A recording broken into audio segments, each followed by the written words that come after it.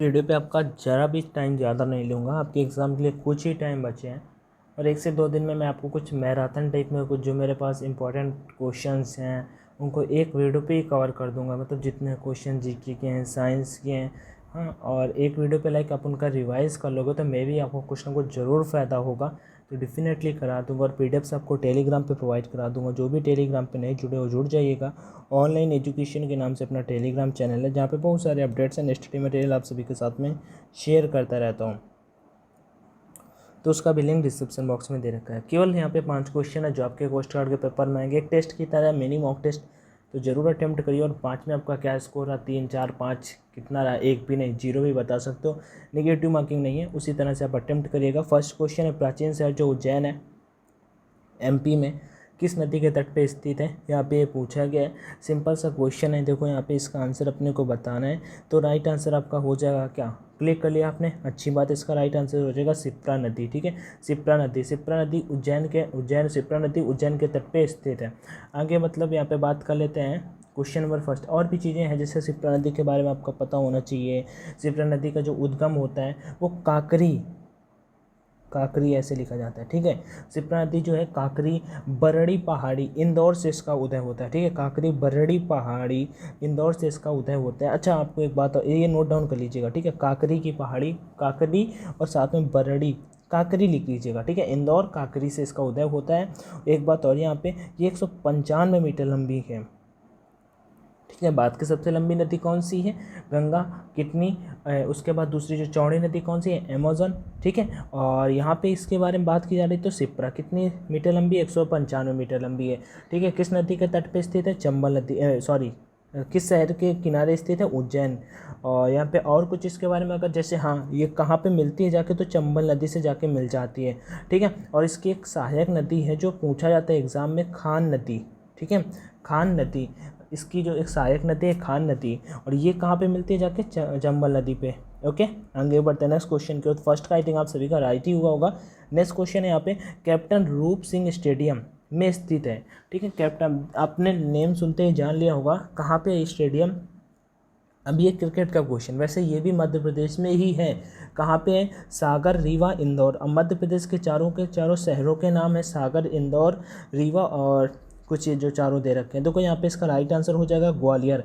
Captain रूप Singh stadium, ICC आपने सुना है ना, इंटरनेशनल क्रिकेट काउंसिल, आईसीसी के 12 इवेंट्स यहाँ पे हुए, मतलब 12 मैच यहाँ पे खेले गए।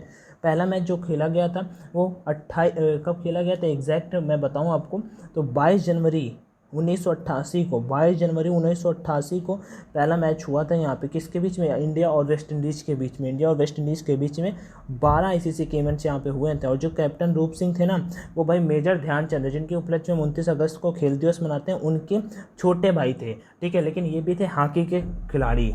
तो इनका जो इनके नाम से जो स्टेडियम है कहाँ पे, ग्वालियर पे, ग्वालियर मध्य प्रदेश में। आगे बढ़ते हैं थर्ड नंबर की ओर। भारतीय संविधान के अनुसार अटॉर्नी जनरल का कार्यकाल कितने वर्षों का होता है। ठीक है, according to the Indian constitution. अब देखो 2 क्वेश्चन, आपको एक क्वेश्चन मान लो करंट का क्वेश्चन मान सकते हो, गेम से रिलेट करके पूछ लिया गया है, और ये क्वेश्चन आप मान सकते हो हिस्ट्री का, या फिर नदियों से मान सकते हो। ठीक है, तो यहाँ पे अटॉर्नी जनरल, ये पॉलिटी का क्वेश्चन है, के अनुसार जो अटॉर्नी जनरल होते हैं उनका कार्यकाल कितने वर्षों का होता है। भारत का प्रथम विधि अधिकारी कौन होता है, ये पूछा जाता है। ठीक है, ऐसा क्वेश्चन आपके पेपर में आता है।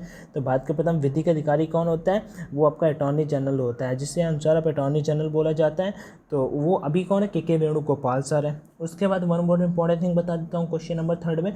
अगर अटॉर्नी जनरल के बारे में भारत में कौन से आर्टिकल में डिस्कशन हुआ है, तो आर्टिकल 76 में उनके अधिकार क्या क्या हैं, उनको कौन सैलरी पे करेगा, उनको बनाएगा कौन। देखो, इन्हें अटॉर्नी जनरल बनाने का राइट राष्ट्रपति मतलब नियुक्त करता है, लेकिन मंत्रिमंडल की मंत्रिमंडल जो रिकमेंड करते हैं फिर डिस्कशन के बाद।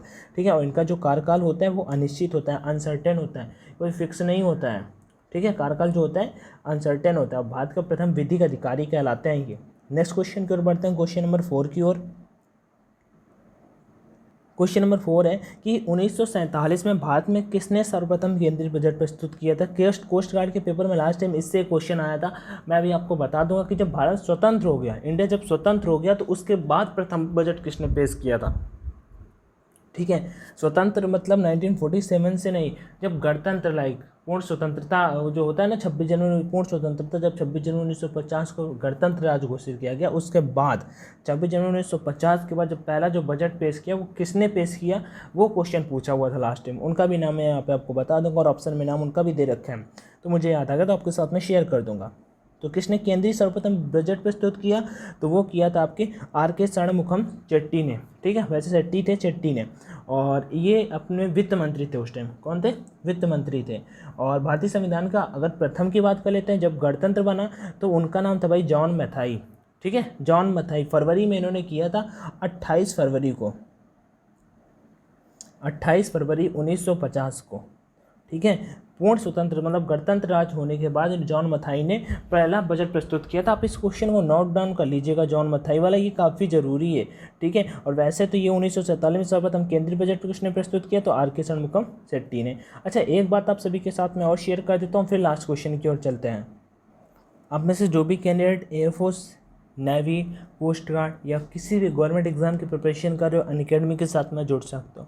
अनअकैडमी इंडिया का टॉप लीडिंग एजुकेशनल प्लेटफॉर्म है। यहाँ पे इंडिया का टॉप एजुकेटर्स आपको पढ़ाते हुए दिख जाते हैं। जरूरी नहीं कि आपको प्लस ही करना होता है, फ्री में क्लासेस चलते हैं। आप उन क्लासेस को अटेंड करिए, अपनी नॉलेज को बूस्ट करिए, डेफिनेटली आपको बहुत सारे वहाँ पे गाइडेंस मिल जाते हैं। उसके लिए आपको कोई भी कॉस्ट नहीं पे करनी होती कि हर एक चीज़ के लिए रुपये लगते हैं। हाँ, अगर आप कोई भी प्लस करना चाहते हो तो फिर आपको लग सकता है, ठीक है। तो प्लस के लिए आपको, और फिर भी उसके लिए टेस्ट होता है, अगर आप उन टेस्ट में अच्छा स्कोर करते हो तो वो भी चीज़ें आपको फ्री में मिलती हैं। तो ये सारी की सारी चीज़ें होती रहती हैं। फिर भी अगर आपको किसी भी प्रकार का प्लस करना है तो अपना कोड यूज कर सकते हो, ONLINED50, ऑनलाइन D50। इस कोड का यूज करोगे तो आपको इससे डिस्काउंट मिल जाएगा 10% का, किसी भी टाइप का। तो इसका भी लिंक डिस्क्रिप्शन बॉक्स में दे रहा हूँ, तो जिसको भी करना हो तो ज़रूर कर लीजिएगा। और लास्ट क्वेश्चन है, सेशल्स द्वीप कहाँ पे स्थित है? सेशल्स द्वीप कहाँ पे स्थित है? Where is the Seychelles island located?